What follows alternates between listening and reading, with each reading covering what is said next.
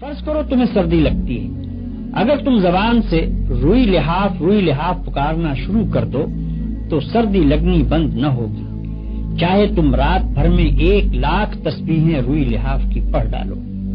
ہاں، اگر لحاف میں روئی بھروا کر اوڑھ لو گے تو سردی لگنی بند ہو جائے گی۔ فرض کرو کہ تمہیں پیاس لگ رہی ہے، اگر تم صبح سے شام تک پانی پانی پکارتے رہو تو پیاس نہ بجھے گی۔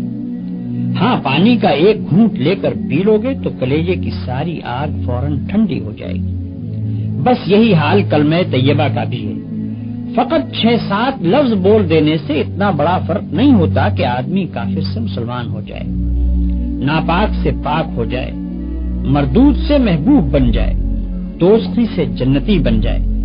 یہ فرق صرف اس طرح ہوگا کہ پہلے ان الفاظ کا مطلب سمجھو اور وہ مطلب تمہارے دل میں اتر جائے، پھر تمہیں اچھی طرح یہ احساس ہو کہ تم اپنے خدا کے سامنے اور ساری دنیا کے سامنے کتنی بڑی بات کا اقرار کر رہے ہو، اور اس اقرار سے تمہارے اوپر کتنی بڑی ذمہ داری آ گئی ہے۔ پھر یہ سمجھتے ہوئے جب تم نے اقرار کر لیا تو اس کے بعد تمہارے خیالات پر اور تمہاری ساری زندگی پر اس کلمے کا قبضہ ہو جانا چاہیے۔